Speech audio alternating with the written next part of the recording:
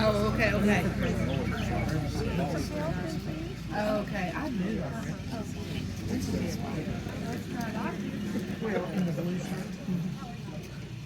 We welcome everyone today to our Cornbread and Moonshine Festival, and it's a real special day for us as we dedicate the Granville Decanter Whiskey Museum. We'd like to share with you just a little bit about the history of it and how all of this has come about. David Brooks, over here with the white shirt on, from Ligon and Bobo Funeral Home in Lebanon. Last year we opened a farm-to-table museum, and he supplied us and loaned us some milk bottles. And as a result of that, he was in the paper, and Mr. Charles Barrett saw the article, and so he brought some milk bottles to David. And when he did that, he also brought an envelope that he gave to David that had some history of what Mr. Charles and Miss Betty had collected. And so David called me to pick up that envelope. And I picked it up as a favor to David, really, because I didn't think that we would have any interest in whiskey decanters in a dry county. But I opened it up and got to reading the article that Ken Beck had written on Charles and Betty, and then looked at the Tennessee Crossroads show. And so it enticed me to call Charles and go to his home to see what he had. And I was just taken back when I did that. And then Liz Bennett, that's up here next to him, thought I had lost my mind, that we would do something like this. And a lot of people in Granville thought I had lost my mind. Ken, Stan Webster out there. Because you really don't know what you're talking about until you see it. I did apologize after I saw But it. Liz lives in Las Casas, so one day I told her when she was leaving here, I said, I'm going to call Charles and we're going to go by. And I said, he won't be out of the way or anything. Because I knew she wouldn't do anything extra because she didn't believe in what we were fixing to do. So we went, and she was taken back just like I was. But Charles and Betty had a passion after they started collecting to put this collection together, and we are amazed at how it has turned out, the collection that they have, and what it's going to mean to Granville and to Tennessee, because it is a great tourist attraction once people understand exactly what it is, and that they're empty bottles, and that it's not necessarily whether you like whiskey or not. This collection has something about every aspect of life, regardless of what your passion is, and tells a great story. And so we cannot thank Charles enough for being willing to bring this to us. It was a great endeavor for us. We had just completed the Mayberry Isle of Lucy Museum last year, and we really didn't need another project, but we knew that we needed to take advantage of the opportunity, which we did. But the thing that was unique about this was trying to move 1,879 bottles. And we could only have done that because of Charles, because he packed every one of those. And we are thankful to say that we did not break one bottle. He also enticed us to take this exhibit by giving us the shelves, the glass, and all that he had. And that had to be moved as well. And this would not have happened if it had not been for Chris Montgomery. Chris, hold your hand up there. He is our maintenance guy around here. And this was not a normal project because we had to build a building that would work with the shelves that Mr. Charles already had. And Chris has made that to fit in a wonderful way.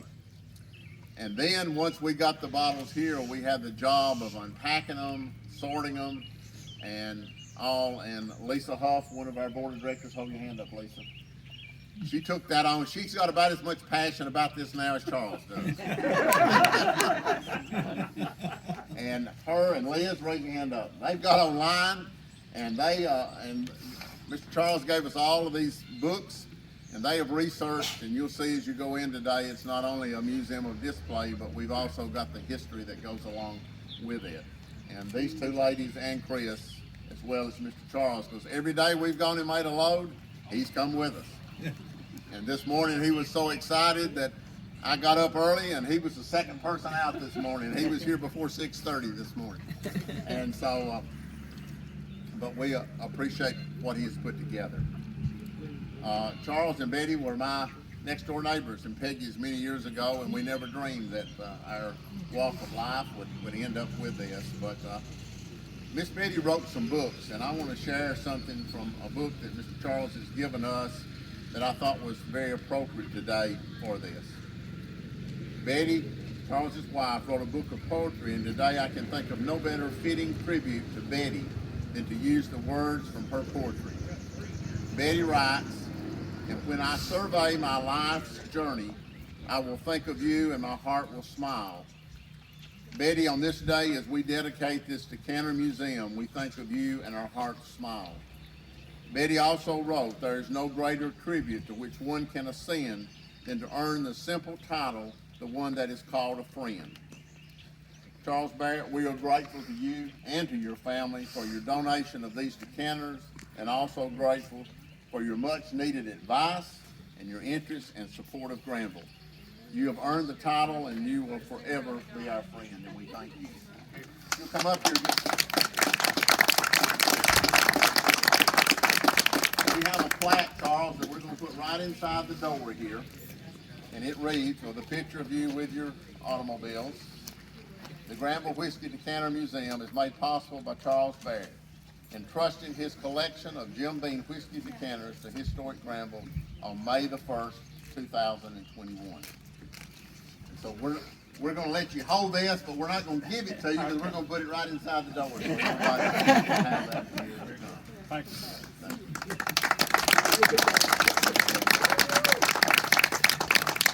Appreciate everybody coming, most of you, not everybody, a lot of you saw the collection, and for the last 7 or 8 years, we wanted it in Wilson County, because I've never been to Granville. I've never been to Granville, but several times last year, but until after Randall called and expressed the interest in it, I came over here. And I got to tell you this one.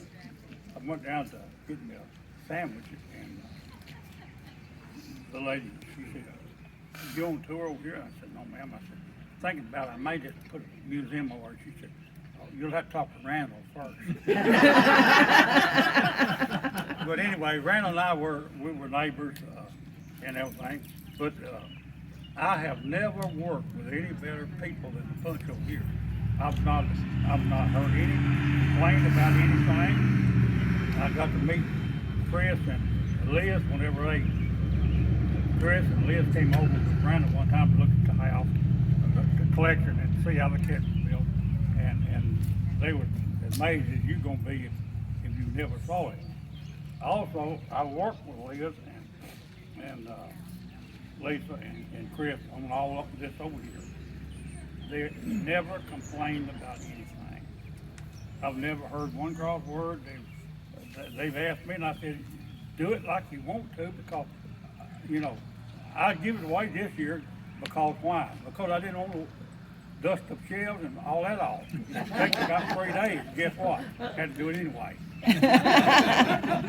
When you look at the number of decanters in there, and by the way, Randall did tell you, we still got about 400, 450 to go through that has not been delivered, that's been given to us, that has not been delivered because of sickness in those people's families. If you look on a plaque in there, there is all the people that over a period of years of Jim Beam Bottle Club is donated here. One more thing, COVID saved us, our bottle club, as of December 31st this year, no longer can we be a Jim Beam club. A Japanese firm bought it out. They will not let us use any of their labels on anything. No longer. So instead of being the Music City Jim Beam Bottle Club, if we remain a bottle club, we'll have to drop the Jim Beam bottle. There has not been a Jim Beam decanter produced from 1992 by Regal China until about 3 years ago when Santoya bought it out, they were gonna try their hand at it. They made 3. June 8th, 18th, 19th, 20th, I go to a 5-state convention in Louisville. I was planning on stopping up the distillery and picking up two decanters, but there's 3, it'll be all of them. I've got one of them in there now. They will not sell them to the dealer, they'll not ship them to a wholesaler, and they will not sell them empty. You have to buy them. So that's that. But I want to tell you about Lisa, and I want to tell you about Miss Liz and them. I think so much of them. We're gonna got a little more from them. Miss Liz. Now from now on, you don't know what they're gonna do. They're gonna start calling you what? They're gonna start calling you the bottle lady. I can assure you that. She's taken all the books that I give her, and it's enough to read. As much as I read, it's enough to read for the next 5 years. But she knows about the canon. You are now an official member, honorary member of what? The Music City Jim Beam Bottle Club. Thank you. Thank you.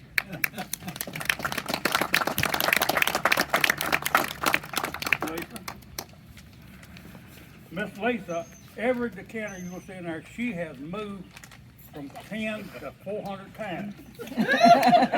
and we worked, and I'd go home and I'd come back and it'd be moved around again. And I waited till we just about done. I said, I like my way of doing it a lot better than y'all. She said, well, how did you do it? I said, well, mine was childproof. I started on one end, and as I got the bottles, it didn't make a difference if it was a car or a train or a cowboy, they went next. She got them arranged like y'all do. You are officially a member of the Music City Jim Beam Bottle Club. Thank you. Appreciate it. Chris Montgomery. Chris is one of the easiest fellows to work with and learns quick. That's what I like. Amen. He came over. Of course, he's been doing this for a long time, but he came over to the house and to measure the cabinets and everything, and I explained that I didn't know how much he knew about glass, but you can't cut tempered glass. You have to build everything according to the glass. It's got to fit. Didn't ask very many questions. I thought, now, he may know more than I think he does. Come to find out he knows a lot more than I thought he did. You'll see when you go in there and look at the cabinet that he built. They're outstanding. Chris, you are a member of the Jim Beam, Music City Jim Beam Bottle. Thank you, Charles. Appreciate it. All right, we're going to officially open it. Mr. Charles, come right here. We're going to let you cut it. Mayor Hady and the Chamber of Commerce. I'll come up here. Random. And everybody else close in here around. We need to move out the shade. Move out of the shade. So David, everybody come on up to the front. Everybody get where you can be seen. I don't see Haley. You see Haley? Are we good? We're good. All right, Mayor Hedy, we're gonna let you be the first one to go through, because this is gonna be a good tourist attraction for Jackson County. Everybody come in. Take care.